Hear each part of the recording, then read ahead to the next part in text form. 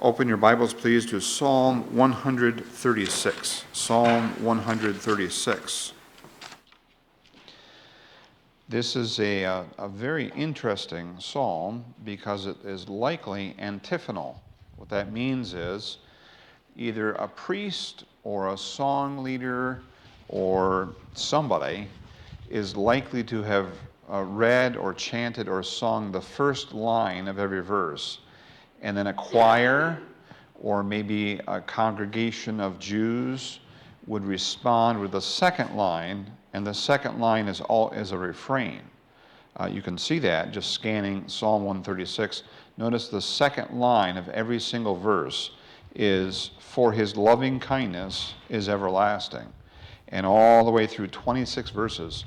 And so likely, and it can't be definitive, but likely this was designed to have like a soloist or a priest sing or chant the first line, and then the congregation or a trained choir responds with the refrain all the way through. And this is a psalm that has in it facts and information about God's creative power, and then it turns to historical information about the Exodus, and it brings it all the way down to the present day of the psalmist, whoever it is that's writing this. So this is Psalm 136. Give thanks to the Lord, for he is good, for his loving kindness is everlasting. Give thanks to the God of gods, for his loving kindness is everlasting. Give thanks to the Lord of lords, for his loving kindness is everlasting. To him who alone does great wonders, for his loving kindness is everlasting. To him who made the heavens with skill, for his loving kindness is everlasting. To him who spread out the earth above the waters, for his loving kindness is everlasting. To him who made the great lights, for his loving kindness is everlasting. The sun to rule by day, for his loving kindness is everlasting. The moon and stars to rule by night, for his loving kindness is everlasting. To him who smote the Egyptians in their firstborn, for his loving kindness is everlasting, and brought Israel out from their midst, for his loving kindness is everlasting. With a strong hand and an outstretched arm, for his loving kindness is everlasting. To him who divided the Red Sea asunder, for his loving kindness is everlasting, and made Israel pass through the midst of it, for his loving kindness is everlasting. But he overthrew Pharaoh and his army in the Red Sea, for his loving kindness is everlasting. To him who led his people through the wilderness, for his loving kindness is everlasting. To him who smote great kings, for his loving kindness is everlasting, and slew mighty kings, for his loving kindness is everlasting. Sihon, king of the Amorites, for his loving kindness is everlasting. And Og, king of Bashan, for his loving kindness is everlasting, and gave their land as a heritage, for his loving kindness is everlasting, even a heritage to Israel his servant, for his loving kindness is everlasting, who remembered us in our low estate, for his loving kindness is everlasting, and has rescued us from our adversaries, for his loving kindness is everlasting, who gives food to all flesh, for his loving kindness is everlasting. Give thanks to the God of heaven, for his loving kindness is everlasting. Kind of interesting, isn't it? By the end of it, you've heard that 26 times, and it kind of reverberates in your head, doesn't it? Well, that's designed to do that. It's supposed to do that. So we're going to use the study sheet, Psalm 136 study sheet that's on the back counter as a guide tonight. We don't always do this, but we'll do it tonight. And this psalm is historical in nature. Question number 1, what is the central command of verses 1 through 3? What's the main idea in verses 1 through 3? Yeah, so you can see it over and over again. Give thanks to the Lord. And in verse 2, give thanks to the God of gods. And in verse 3, give thanks to the Lord of lords. So the key idea is giving thanks. And how is God described in those 3 verses?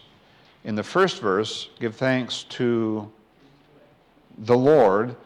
And what does the Lord mean? How do we understand that? Okay, he's good.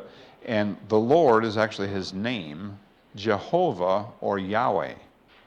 So that's his name, the self-existent one, the one that doesn't need anybody else to help him. Every other thing in the universe is dependent on something else. God is not. And then in verse 2, what's his title there? God of gods. So anything that might be called a god, the wording here, the word God is the word El or Elohim, and it can mean God, it can mean angels, it can be a very noble or strong person. Whatever you want to give that title to, he's over them. He's above them. And then the same thing with Lord of Lords. He's above them. Question number 2, God's sovereignty and power are summarized in verse 4 with what words? To him who alone does great wonders. So the psalmist here is calling attention to the fact that any miracles, any signs of great power, anything that happens in the world where people look at it and say, wow, that's amazing, it finds its origin in the power of God. God is the one who does that. So his sovereignty, his power are highlighted there. Question number 3, verses 5 through 9 focus on what aspect of God's authority and ability. So in verse 5, to him who made the heavens with skill. Verse 6, to him who spread out the earth above the waters. Verse 7, to him who made the great lights. Verse 8, the sun to rule by day. Verse 9, the moon and stars to rule by night. What's the psalmist highlighting in those verses? God's creation. So his creative power. The psalmist is saying, one of the reasons that we praise and honor God is that he is the creator. He made everything. He designed and constructed the universe. Therefore, he's worthy of praise. And so we're going to see another key point in Jewish thinking as to why God is worthy of praise. But the first one is because he's the creator, because he made everything, because he owns it, because he designed it, because he sustains it. Right now, the reason that we don't fly apart in our molecular structure is because God holds us together. And so the creation is what is being focused on here. Question number 4, in terms of God's loving kindness towards the human race, what do the various items mentioned in verses 5 through 9 do for us? That is, how are they indicators of God's provision and grace? So in verse 5, he made the heavens, spread out the earth above the waters, made the great lights, sun, moon, and stars. How is that helpful to us? How does that a sign of God's grace and provision for us?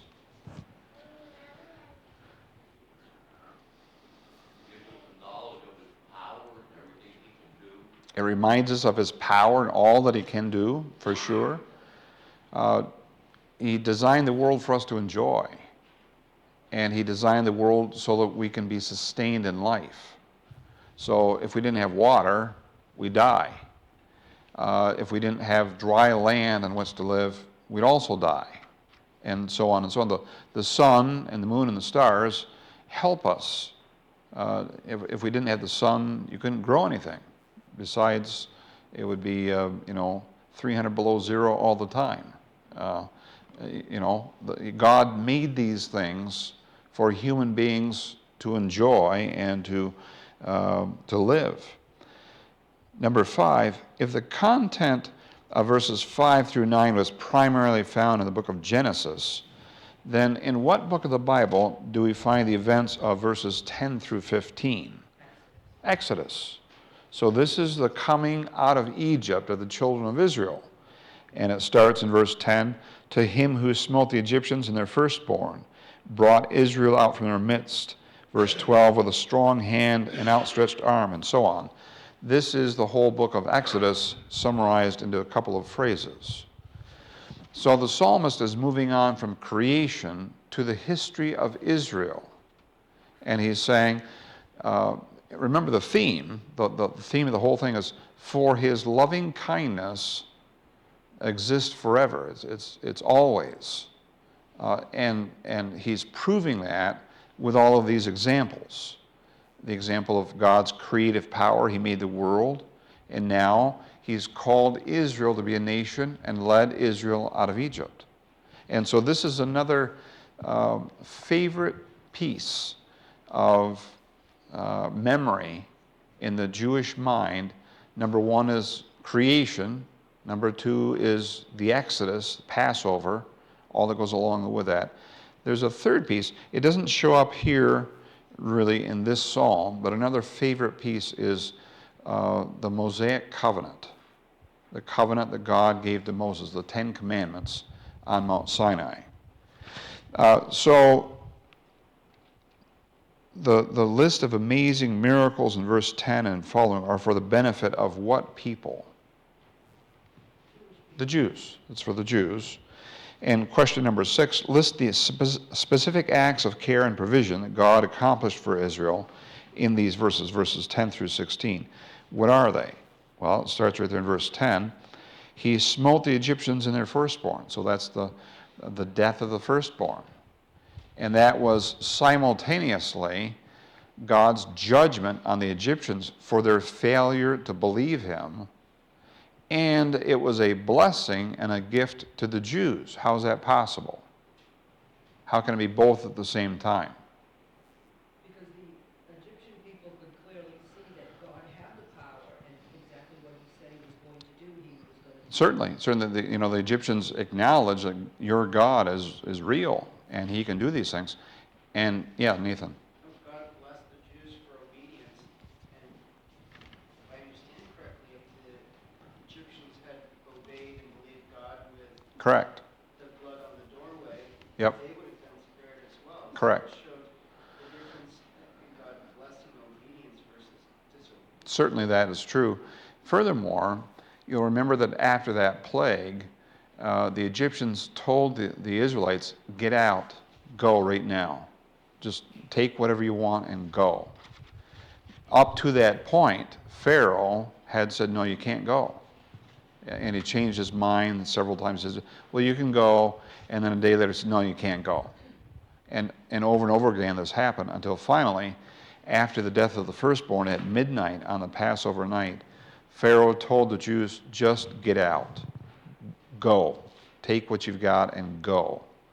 And that was God's remedy. That was God's solution for getting the Jews out of Egypt. So he smote the Egyptians. He brought Israel out of Egypt. He divided the Red Sea. The children of Israel passed through dry land, through the middle of the Red Sea. The waves came back and overthrew Pharaoh's army. They were destroyed. And he led his people through the wilderness. And of course, that last one found there in verse 16 is really not just the book of Exodus, but also Leviticus, Numbers, and Deuteronomy, the whole Pentateuch, because God led his people for the next 40 years through the wilderness. For the background of verses 17 through 21, there are specific people groups and kings that are mentioned here that are part of the historical record. So flip with me, please, to Deuteronomy chapter 3. Deuteronomy chapter 3.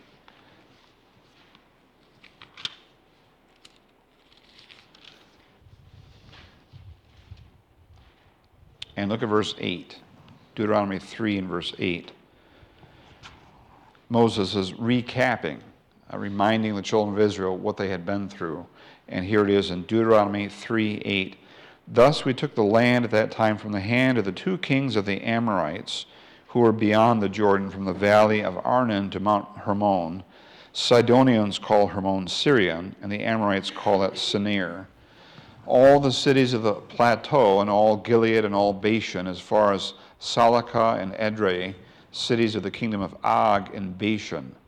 For only Og, king of Bashan, was left of the remnant of the Rephaim. Behold, his bedstead was an iron bedstead. It is in Rabbah of the sons of Ammon. Its length was 9 cubits, and its width 4 cubits by ordinary cubit. So he took possession of this land at that time from Aroer, which is by the valley of Arnon, and half the hill country of Gilead, and its cities I gave to the Reubenites and to the Gadites. So here's a record of these kings. And what people group are the two kings? Og and Sihon are the two kings. What tribe are they over? The Amorites. So this is one of the Canaanite tribes that lived in the land. And what's unusual about Og, other than his name? Giant. He's a giant. His bedstead is 9 cubits long by 4 cubits wide. A cubit is 18 inches. So this is, thank you, 14 and a half by 6 feet. Normally you don't have, you know, I think Scott Van Dyne has to have a special bed. Otherwise he kind of hangs off the end of it. But you don't normally have an extra 4 feet, you know, between you and the top of the bed. So if this is 14 feet long, Og was a big guy. He was a really, in fact it even says, he was the only one left of the remnant of the Rephaim. That occurs elsewhere. Those are giants. Rephaim are giants. And so the psalmist in Psalm 136 is reminding the children of Israel in this song, God dispossessed these great kings. These are very powerful nations and very powerful kings, but God destroyed them and gave their land to Israel. Question number 8, verses 21 and 22 record a very significant truth pertaining to the people of Israel. Who did the giving in these verses? So this is verse 21, 22, and gave their land as a heritage, even a heritage to Israel, his servant. Who's the giver? God. And what's the land? It said, yeah, it's the land of Canaan, land of Israel, sometimes called Palestine. That chunk of real estate was promised to Abraham in Genesis chapter 15. And the psalmist, the author of Psalm 136, is reminding the children of Israel, God came through on his word. What he promised way back in Abraham's time, long time ago, he has fulfilled. He did what he said he would do. He keeps his covenant. He keeps his promises. He's a faithful God. And for that reason, the psalmist is saying, we should praise him, for his loving kindness is everlasting. He does what he says. His mercy, his grace, it never ends. So the psalmist is reaching back into history. He goes back to the battles of conquest for the land of Israel several hundred years before he writes this. He goes back before that to the time of Moses and the Exodus, several hundred years before that. And he goes all the way back to the beginning with the creation. And what he's saying is, God has always been a faithful, loving, gracious God. That's the whole point. He gave this land, and it's an eternal covenant. If you want to cross-reference, we won't look there, but you can be reminded Genesis 15, 18 through 21 is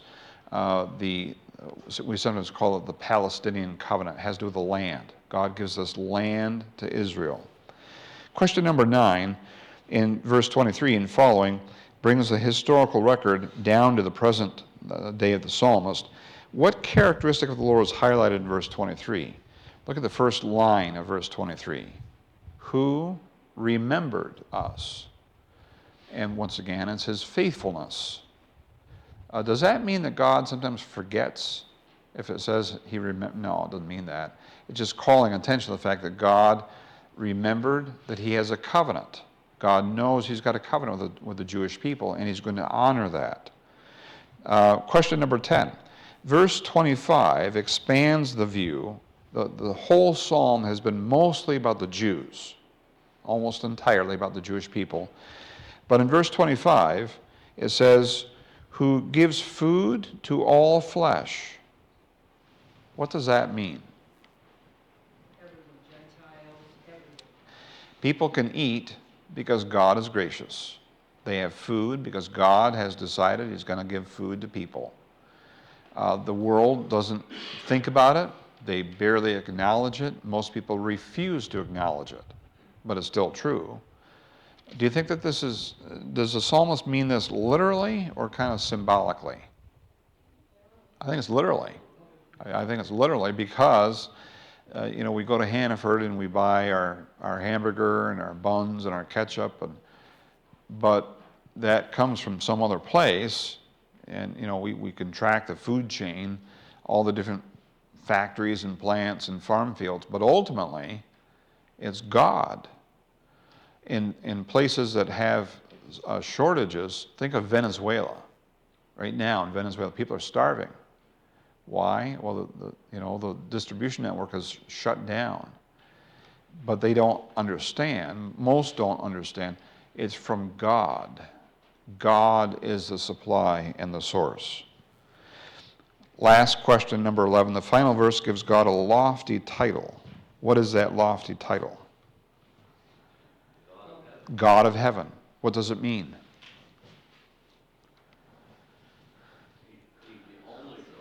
He's the unique God, the only one, there is no other, and He inhabits His throne room in heaven, which means He's over all things. He is on top, and everything else is underneath Him. He is the King. He is the ruler. And nobody competes with Him. Nobody can overthrow Him. He is the God of heaven. Questions or comments on Psalm 136? Yes. For the question 10, Yep. I think it can be symbolic and literal, because symbolic, kind of, as soon as I read this, I pictured manna coming down Oh, from sure. heaven every night. Yeah.